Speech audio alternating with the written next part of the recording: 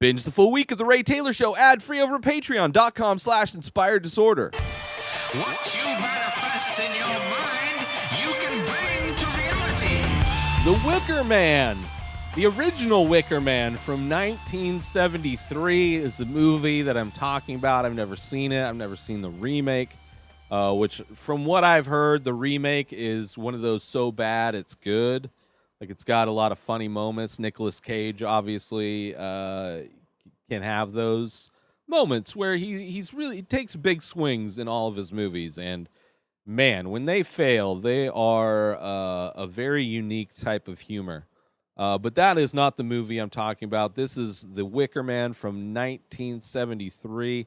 This is a movie where a police officer from Scotland is going to investigate a missing person on a Scottish island that's like it's a remote island, trying to find a missing girl. So he shows up, and it's just weird things. It's like a weird movie. I didn't really necessarily not like this movie, but I didn't like this movie. It is definitely a certain type of a horror film. I would definitely say, like, comparatively, that this movie is a lot like Midsommar. Very similar. These kids, well, in Midsommar, it's about like this, like a community of people that have very interesting and different beliefs, that do sacrifices and things like that. And it's just people getting wrapped up in basically a cult. Which not a big fan of that genre. I wasn't like, despite visually Midsommar being amazing to look at, and just being an interesting movie, there's something about like the community, these pagan rituals that they're doing, that it feels like they could just make up ridiculousness and not have to explain any of it, which is fine. It's a horror movie. I get it. The horror genre is not really known for explaining everything. How many monsters are in horror movies that, maybe the 10th sequel will give like a backstory to, which will be unsatisfying. But anyway, there's this cop that's going to this island, and people are acting like this girl never existed. He's interviewing stuff. Things are happening that's weird. Like, when I knew this movie was weird, so he goes, he's got to stay the night, right? He's got to do his investigation, so he goes to this place has rooms for rent, right? And there's like a bar, a little place for everybody to eat and drink downstairs, and rooms available. And they go into there's a lot of songs. This is almost a musical. Wicker Man from 1973 is almost a musical, because there are musical moments throughout this entire movie. And the one is like this landlord-daughter song, where it's like everybody in this bar are singing the song about the landlord's daughter and how she's like promiscuous and wants to have sex and all this kind of, like, how just dangerous she can be. It's weird. Everybody's singing it. The landlord's there. He's singing it. The daughter's there. It's in front of everybody. Everybody knows what's going on. They're singing this song in front of this cop, and the cop's like, I don't know. Like, I'm on the same page as this cop. Why are these people singing about this chick that's like, attractive? But like, why is this a musical moment? Like, what is going on here? Then he like leaves, and there's like this orgy happening in the grave, like the gravesite area. Then he decides he wants to go to sleep, and that's the landlord's daughter's like doing this another song where she's like naked and like beating on the wall to try and get this cop to come in and have sex with her. Like, a really weird movie. So I'm watching this movie, and I'm going like, is this a musical? What's going on here? Why are there so many songs? Like, why is everything weird? Like, I was hooked. Because it was like, okay, there's a lot of like, I have a lot of questions. The sad part is, I don't know, like I feel very unsatisfied with whatever answers I was getting. But it was interesting. I mean, it is a situation where these weird things keep happening. And it's an interesting like world building, like the world that like I almost want to see a movie just about the people that live on that island. And they're like a farming community. They rely heavily on these exotic fruits that are grown. Like the guy that founded the island, like had like was able to cross pollinate these different things and come up with these amazing fruits. But like any kind of agriculturally based community, when things don't go well, they tend to have rituals to appease the gods. They have sacrifices and they give gifts to the gods to hopefully bestow upon them a more fruitful spring. Which is fine, I get that. It's interesting, but you don't like I didn't feel necessarily as fulfilled with the amount of weirdness that happens, and then when you see the turn at the end where you see like it was all spoilers if you haven't seen this movie. It was all like all these strange things were orchestrated on purpose by this community. Like there's a scene where there's like this fertility ceremony where the women get together naked and sing another song and dance and jump over fire, and it's like about the fire impregnating them and like giving them like a virgin birth, which is interesting. I mean, it's the movie talks about because the police officer is very Christian, very devout, saving himself for marriage, even though he's, looks to be in his 40s, but he's supposed to be, have a fiance. A little over 4 years ago, I started The Many Faces. It's an ongoing series of abstract ink portraits. Each piece is improvised. Each piece is released daily. Start collecting now. Head on over to inspireddisorder.com/TMF. That stands for The Many Faces. And save yourself 25% when you use coupon code RTS. That stands for The Ray Taylor Show, because that's what you're listening to, and I love you. So I want you to save 25% when you use that coupon code. Head on over to inspireddisorder.com/TMF and use coupon code RTS to save 25% when you start collecting one of over 1,600 original ink paintings. By myself, I made them. Support me. I love you. Back to the show.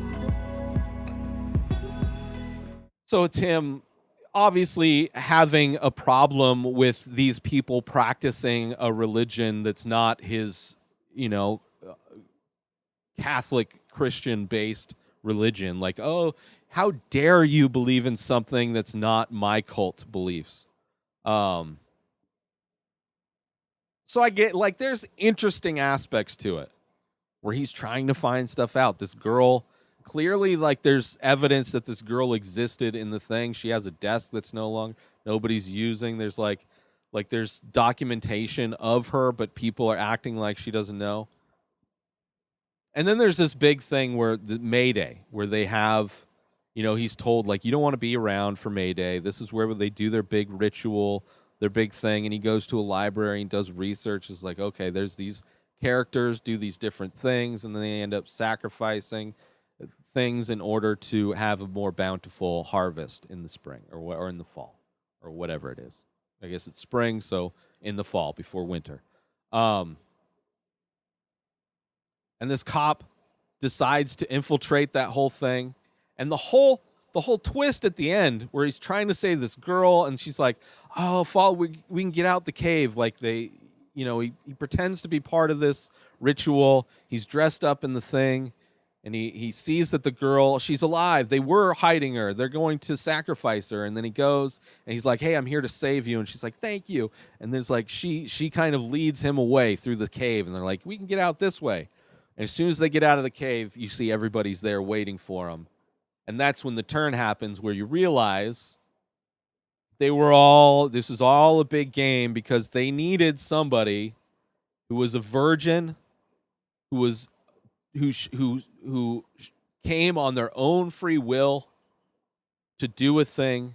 They were a fool for trying to do the thing. Like you find out that he checked all of these boxes that they needed to have somebody to come in and be the perfect sacrifice that they needed to get those crops going again.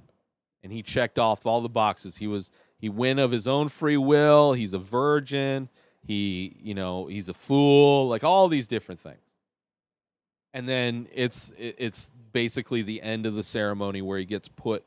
I mean, you see the picture on the cover art of the poster art for this, and you see the giant like man made of wicker, and those are all just different. Each aspect of that giant statue of wicker are cages inside of it that have different livestock animals, and the one in the chest is the one where the virgin suicide goes, and that's him. And it's kind of a beautiful ending, but in that same way, like similarly to Midsommar, it's like these weird things happen, this cult whatever sacrifice thing where you don't really know what's going on. It's just very confusing, and then the fire happens, and then it kind of ends. So it all really hinges on that moment where he finds out that he was being played the whole time. I don't know. It's just like it's interesting, but there's aspects of it that are lacking that would make me really love this movie. And I don't even know why. There's so many movies to choose from as far as like classic horror type of films. And for whatever reason, this one had come up a few times on a podcast that I listened to, of being like, it's kind of like one of the classic older horror movies. So I thought I'd check it out. And, unlike Sleepaway Camp, which, I came away from that movie with a new favorite movie. Like Sleepaway Camp is just like, I love that movie, and I will rewatch that movie probably many times. It's a movie that I'll recommend to people to check out because I enjoyed it so much. This one, like, you got to be on that. You got to like that type of movie. Like if somebody says they like Midsommar, it's like, okay, you might like Wicker Man then. The original, not the, I mean, you might like the remake for different reasons, but yeah. This is a movie that it was disappointing. It was like, it hooked me just like it hooked that guy. I was the human sacrifice, and I'm watching this movie, and I'm like, why am I watching this? Like, all this was just, like, they could have been doing anything. I mean, clearly, like, they're testing him to make sure he's a virgin. They're doing these things to make sure he checks all the boxes that they need for the sacrifice to happen. But, like, it just feels weak, because it's like, it doesn't, like, all of those wacky things, like, they just are wacky things to be different and wacky. Like, there's no rhyme or reason for things. I don't know. It's like a movie that I wish was better. And I don't know. It was interesting. I wish it was better. The musical number, there's like a scene where the boys are standing around this giant pole, and they got the ribbons on the pole. It looks like a Christmas tree almost, and then they dance around and weave the ribbons around the pole. And that was like, it was, said to be one of the people in the town. They're like, one of the teachers, like, why are the kids out there doing that? It's like, oh, it's a phallic symbol. They're worshiping the penis. Like, it's like a very hedonistic kind of a community where sex is very open, where, the kind of the biology of human reproduction is open. Like I almost want to see a movie just about them versus how they tricked this guy into being sacrifice. I don't know. There's aspects that I really enjoyed. There's that were interesting. There's aspects that are like, I need more. It felt like I needed more. But anyway, it was okay. I'm glad I watched it. Another one checked off the box of haven't seen. But But yeah, The Wicker Man from 1973. New episodes of The Ray Taylor Show come out every single day. Subscribe on IGTV, YouTube, and everywhere else podcasts are found. Binge the full week ad-free over at patreon.com/inspired disorder. Follow the show on Instagram at Ray Taylor Show. Have a wonderful day, everybody. Peace out!